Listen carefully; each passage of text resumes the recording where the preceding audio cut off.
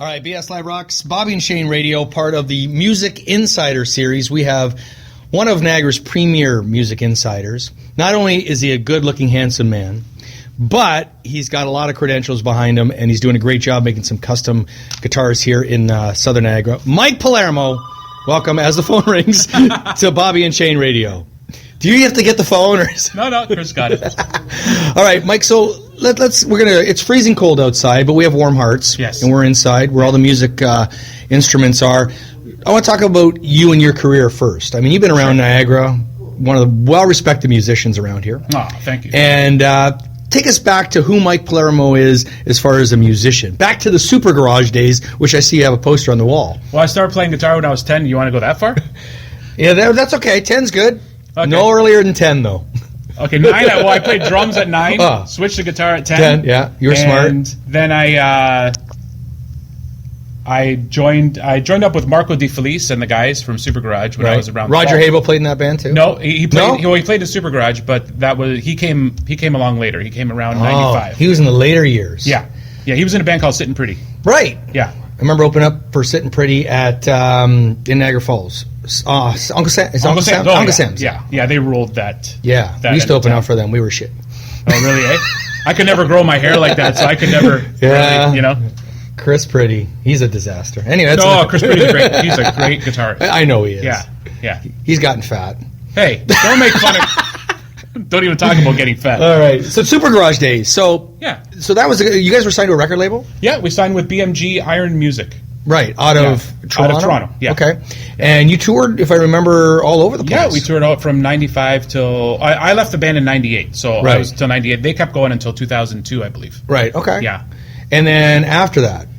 After that, I did a solo record. Right. It was all instrumental. Mm-hmm. And then nothing. Like, I did the store. So, I opened the store in 99. Okay. So I've always been dabbling ever since. So Mike's Music is what it's called.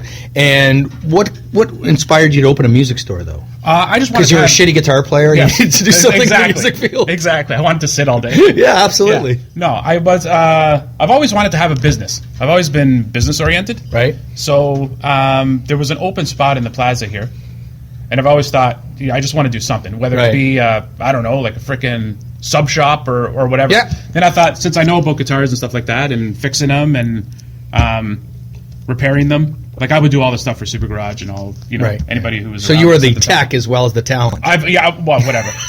But I always did our own stuff. We've always did our own guitars and all that kind of stuff. So, and lessons. So I thought I'd start giving lessons, and so I took the place in the plaza.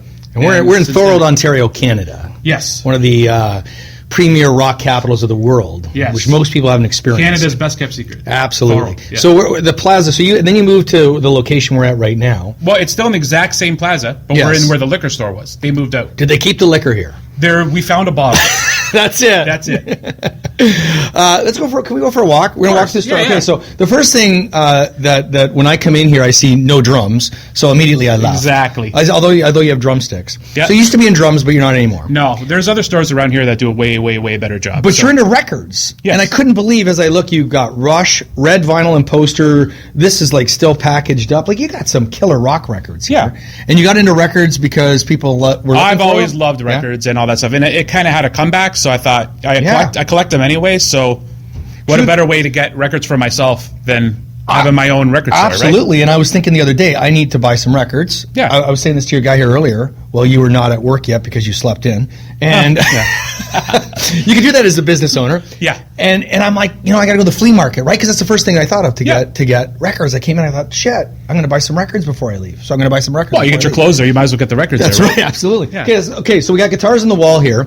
They range from what? I mean, I don't know anything about guitars. Literally $100 to $5,000. And this one here is yellow and pretty epic. That was one of our first Palermo guitars we did. Wow. And the person who bought it leaves it here because he spends a lot of time in the store. And he owns 30 guitars, so he has one and he just left it here. Wow. Yeah. That's awesome. So you... This is Johnny D's guy. I know you're looking at this. This is Johnny D's actual guitar. Okay, I see that, yeah. And they brought it in because the headstock was broken. Right. And if you ever talk to Johnny D, you want to maybe tell him his guitar is still here. Yeah, I'm going to take a picture and send it to my Facebook. Do you know him? Yeah, well, he's my Facebook friend, of course. Yeah, I know everybody. They dropped the stuff off, but I don't know if he wants it back. So So everything from beginner to pro, I guess you can get your guitars here. Yeah, wannabe musician like you. Right. Yeah, I think I should take up guitar. I suck at drums. Yeah. Let's talk. What else we got here in the back? Let's go all the way to the back over here. We got acoustic guitars. You missed amplifiers. Oh, amplifiers. Yeah, we need amplifiers to make the guitars loud. That's right. So, what are some of the amplifiers you got here? The big lines we do are Vox, Black Star, Supro. Chris, help me out. EVH. Oh, EVH. EVH is our big one. The Van Halen line. Oh, right. Okay. Yeah. And down here, why is this thing in this case? Can I break it? Like it's like it's signed by the Alice Cooper band. Oh, fire hydrant thing. I just smashed it. Yeah, that's an old Gibson Melody Maker. Okay. And the guys in Alice Cooper signed it for me. Nice, eh? Yeah. And these are all the acoustic guitars. Yes. What do they range? Are they? They go anywhere from 100 and up. Okay. All the way to 5,000 or whatever. And you give lessons here? Yes. And we've got 2 back rooms here. And kids of all ages, I take it. Yes. And, and adults. And adults, yeah. Yeah. And a banjo. Yes. Wow. So you're impressed that you knew what that was. Yeah.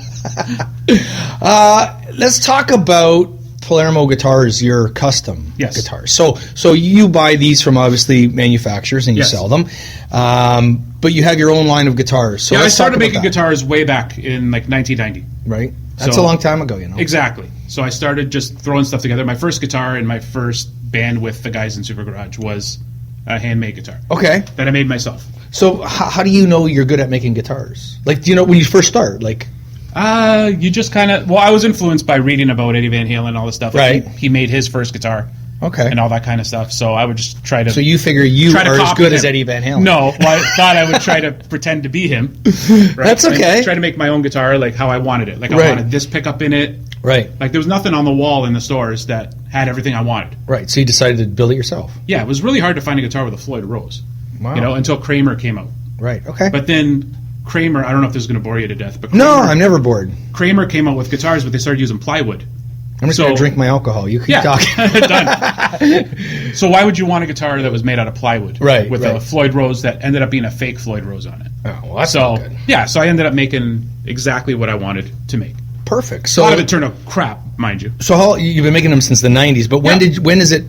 Nowadays, I hear it all over the streets. Oh, Palermo Guitars. So you built it up over the years? Yeah, 2010, I kind of took it serious and registered my name and all that kind of stuff. And you get your stuff from where? To build New Jersey. I got a guy in Jersey who cuts all my bodies and necks for me.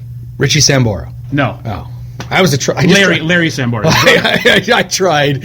Yeah. Now, what is your? Do you have a favorite that you've made, or mine? I have do you have it here? Yeah, I do. Where is it? It's over here. Okay, I know this is an audio show, but I'm walking down here anyway.